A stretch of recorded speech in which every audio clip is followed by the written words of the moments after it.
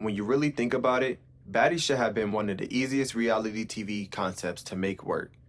Take 10 to 20 women from different backgrounds, models, influencers, artists, entrepreneurs, hairstylists, content creators, put them in one house, send them on tour, give them opportunities to network, grow their brands, make money, and navigate their differences. The formula was already there. Instead, somewhere along the way, the show became less about the women themselves and more about the fights. Today, Baddies is one of the biggest reality TV franchises on the internet. It's responsible for viral clips, memes, social media debates, and some of Zeus Network's most viewed moments. But for many viewers, the show's biggest attraction isn't the business, the music, the networking, or even the personalities. It's the violence. The fights became the story became the marketing, and eventually, the conflict became the product. So how did a franchise that once marketed itself around sisterhood, getting to the bag, building brands, and creating opportunities slowly evolve into a show where fighting became the main event? This is the story of how Zeus's show went from Baddies to Brawl. But how did we get here? Let's go back to the beginning. Back in 2006, Oxygen premiered a new reality TV show called Bad Girls Club. The show was marketed as a social experiment where women with strong personalities and reckless behavior were placed together in a mansion. They partied, went to clubs, and were expected to learn from one another while overcoming their personal issues. At least that was the idea. As the series continued, it quickly became clear that the biggest attraction wasn't the personal growth, it was the fights. The altercations became the most talked about moments and often generated the highest ratings. By the time the show ended in 2017, Bad Girls Club had become more known for its violence and controversies than its original premise. Several former cast members were later accused production of negligence and creating environments where conflict was encouraged for entertainment. After Bad Girls Club ended, that style of reality television seemed to fade away, but at the same time, culture itself was changing. The era of traditional celebrity was beginning to shift into the era of social media influencers. What was once Hollywood famous became social media famous. Then came the rapper Blueface. Inspired by the Bad Girls Club formula, Blueface created his own spin-off called Blue Girls Club, which premiered on OnlyFans. The series featured a house full of women consisting of OnlyFans creators, Instagram models, adult entertainers, and women Blueface was personally involved with. The formula was familiar: put a group of strong personalities together under one roof and let the chaos unfold. The difference was that the environment appeared even more intense and far less structured than traditional reality television. The show quickly generated attention online because of its wild fights, controversial moments, and unpredictable cast dynamics. While Blue Girls Club wasn't a mainstream television success, it proved something important. People still had an appetite for this style of content. And that would eventually lead us to Baddies. After seeing the attention surrounding Blue Girls Club, former Bad Girls Club member Natalie Nunn saw an opportunity. Natalie began bringing together former Bad Girls Club personalities to capitalize on the nostalgia surrounding the franchise. Early content was released through OnlyFans featuring clips, confrontations, and cast interactions. The idea eventually caught the attention of Zeus Network and led to the special The Conversation. Eventually, Natalie secured a deal with Zeus's CEO and founder, Lumel Plummer, and officially pitched Baddies. At the time, Zeus was still a relatively low-budget platform compared to larger streaming services, but it was rapidly growing. The first season heavily relied on nostalgia, bringing back former Bad Girls Club stars and appealing to fans who wanted to see their favorite bad girls years later. Many of these women were now in their 30s with children, businesses, relationships, and entirely different lives. The reception to Baddies ATL was mixed. Looking back now, it almost feels like a completely different show compared to what Baddies would eventually become. In 2022, Baddies South premiered as the second season of the franchise and completely changed the trajectory of the series. The cast included Natalie, Jayla, Bree, Persuasion, Rolly, Slim, and Moore, Scotty, and several others, but the breakout star of the season was undoubtedly Krishan Rock. There was already a lot of anticipation surrounding Krishan because of her previous appearance on Blue Girls Club. Fans knew her for her athletic background, aggressive personality, and willingness to fight. Then came the moment that changed everything. Krishan's fight with Persuasion, often remembered by fans as the Sink fight, became one of Zeus's most viral moments ever. The clip spread across social media like wildfire and introduced countless new viewers to Baddies. Zeus had already been growing through controversy and viral altercations, but this was different. This moment didn't just go viral, it changed what audience began expecting from Baddies. The formula was becoming clear.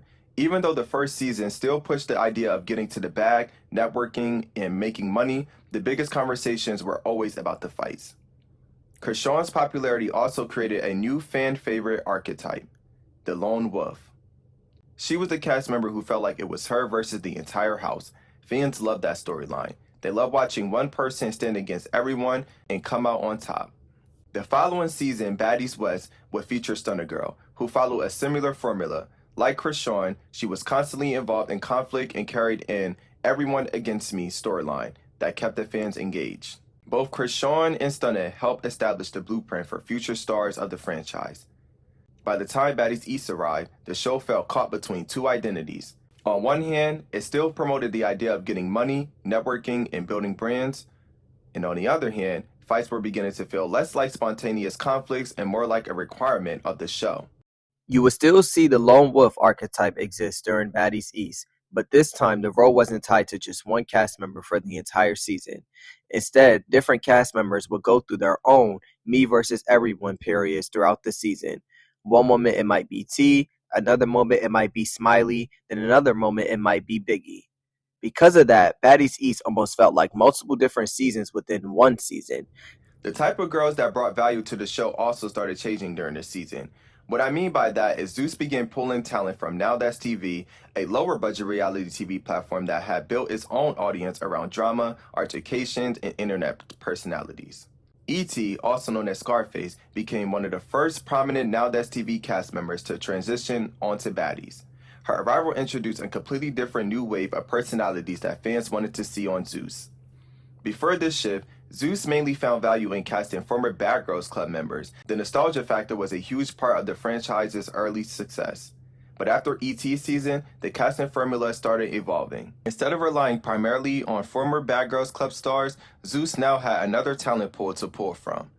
This also made auditions feel increasingly pointless to many viewers, as more spots went to celebrity guests, internet personalities, and Now That's TV cast members. It became clear that producers already had a certain type of cast member in mind. The expectations were changing. Celebrity guests became anticipated cast members, Now That's TV girls became anticipated cast members, and the pathway on the Baddies began looking less like an open opportunity and more like a pipeline. This is also where another formula began to emerge: social media beef becoming storylines. During the first few seasons, most conflicts developed on camera, but by season 4, cast members were increasingly arguing online before episodes even aired. Fans already knew who disliked who before the season even started. Now Zeus had two major formulas for entertainment: online beef before the season and physical altercations during the season. Both kept fans invested and constantly talking. The network became extremely effective at generating viral moments and quick entertainment. The problem is that a show built around viral moments often struggles with replay value. Entire seasons become dependent on a handful of shocking clips and OMG moments, which can make the actual episode feel flat once the surprise is gone. Baddies Caribbean largely continued the direction established by Baddies East. By this point, many viewers felt like the fighting had become part of the job description. The culture surrounding the show had shifted. In earlier seasons, the person involved in the most drama was often viewed as the problem. Now, being involved in conflict was one of the easiest ways to secure screen time and fan attention. One cast member who benefited from this shift was Diamond the Body. Diamond was also from Now That's TV, continuing the trend of Zeus bringing in personalities from the platform. The appeal was obvious. These girls already had experience with reality television, already had fan bases, and were willing to deliver the type of entertainment Zeus viewers had come to expect. For many of them, Baddies represented a bigger platform, a larger audience, and a bigger paycheck. Diamond quickly became a fan favorite because she stood alone, remained unpredictable, and was willing to fight multiple cast members. Fans enjoyed watching someone who wasn't afraid to challenge bigger personalities or go against the majority. What separated this newer archetype from someone like Krishan or Stunner Girl was how much emphasis was placed on constant conflict. Being willing to fight anybody at any time was becoming a personality trait in itself. Although Diamond would eventually become more neutral within the cast, the blueprint she represented would continue growing. Baddies Midwest represented another major shift in the franchise. By this point, many cast members entered the season already understanding what generated attention.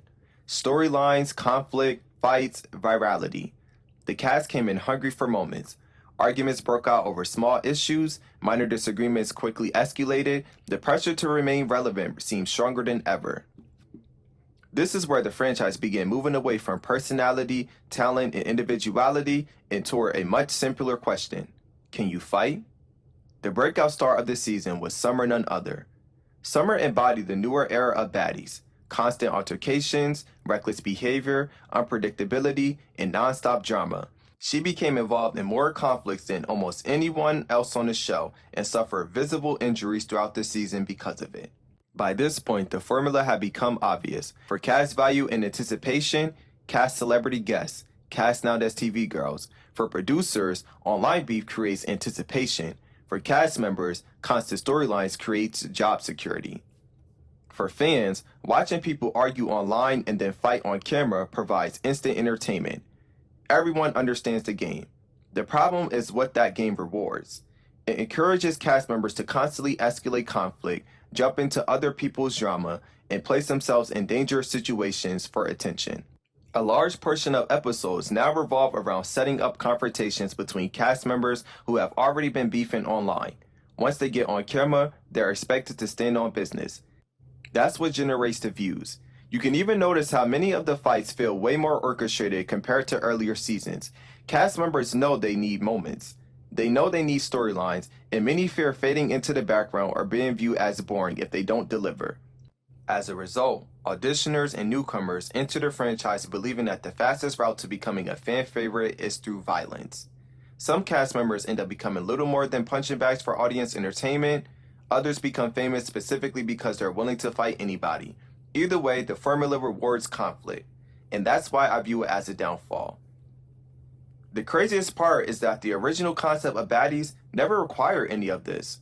The cast is filled with influencers, models, artists, hairstylists, entrepreneurs, and content creators. There was always enough personality there to build storylines around networking, business opportunities, personal growth, friendship, rivalries, and success. Instead, the show became increasingly centered around violence because that's what consistently generated the biggest reactions from viewers. The women still go on tours, they still host events, they still release music, they still promote businesses. But let's be honest, most people aren't tuning in to hear the music. Most people aren't tuning in to support the businesses. Most people are tuning in to see the fights. And once that became the primary attraction, it didn't just change Baddies. It became the formula for many Zeus Network's other shows as well.